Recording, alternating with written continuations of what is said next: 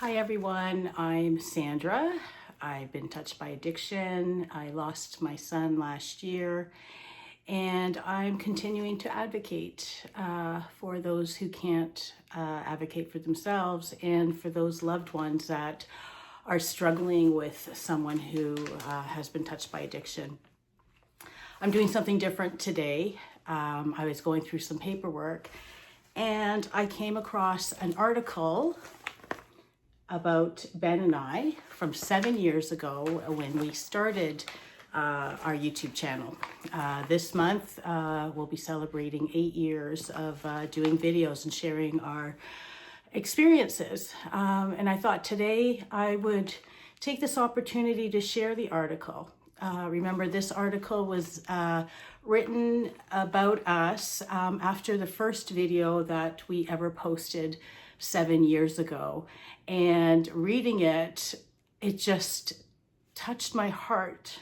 I can't even explain it because we stayed true to our mission when we first began these videos. So I am going to read it to you. And it was in the Independent here in Georgetown. And the author, the person who wrote it, Veronica Appia, I don't believe she's working for the Georgetown paper anymore. But I'm just going to read it to you, and I'd love to know your thoughts because I'm really impressed with how we stuck to our mission. The title is Georgetown Mom and Son Get Real About Addiction and Mental Health in New Video Blog. Sitting in front of a silver tarp blowing in the wind of a Georgetown backyard, Ben Murray and his mother Sandra propped up a cell phone on a table using a selfie stick and 2 cigarette packs on either side for support. Then they pressed record and created the first video of their new video blog called Spirit to Live, centered on both of their experiences over the years dealing with Ben's struggle with addiction and mental health issues. At the time the introductory video was created, Ben was going on 3 months clean of the substances he had previously been using, including cocaine, methamphetamine, heroin, oxycodone, and fentanyl. The mother-son duo said their decision to start the blog and publicly disclose their most difficult stories marked the first step in the 21-year-old's recovery and their determination for him to become a future success story. But as I entered the Murray home the following week to sit down with Ben and Sandra to talk about the blog, something in the air felt different, and they wasted no time telling me what was going on. I messed up, Ben said, looking me right in the eye at the kitchen table, adding that he had relapsed and was coming off his high while recovering from 4 days without any sleep. He continued, "You have to fall 10 times and get back up 11. This is me falling once, but now I'm learning how not to fall." We chatted for a long time, and when we were done, Ben and Sandra recorded and posted their second video titled Relapse, outlining the challenges they were specifically facing that day. "He's owning it," Sandra said. "We're doing this blog to be real and to educate, but also we're doing this for us. I'm doing it because I'm loving that we are having better conversations." The Murrays say with their video blog, they intend to touch upon a variety of topics from the self-esteem issues and struggles with depression that impacted Ben's decision to initially start using drugs in grade 8, to the dozens of times he was hospitalized over the years, to his relationship troubles with friends and family members. I learned that my reaction to what he does makes a difference in his world, and I ask myself, do I want to be right or do I want to be effective? Sandra said. I stopped arguing. He knows I don't want to fight, and I've learned that it's his choice what he does.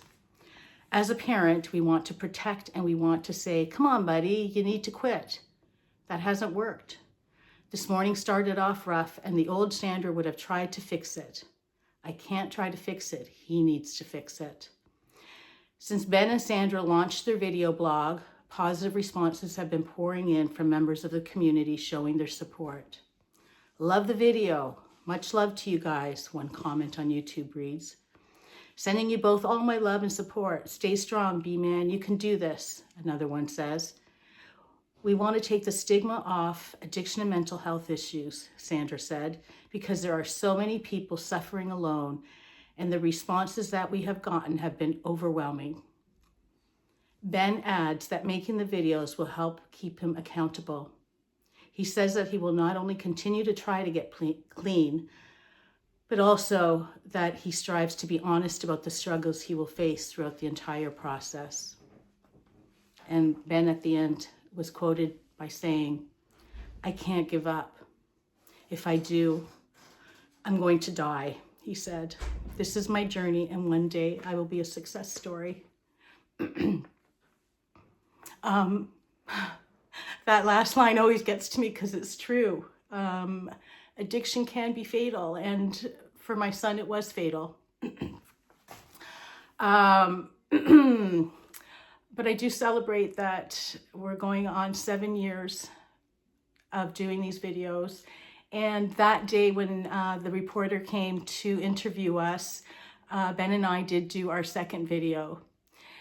And unbeknownst to me, I found a video that we did that day that was never posted. For some reason, we posted every video, so I thought that we recorded, but it ended abruptly.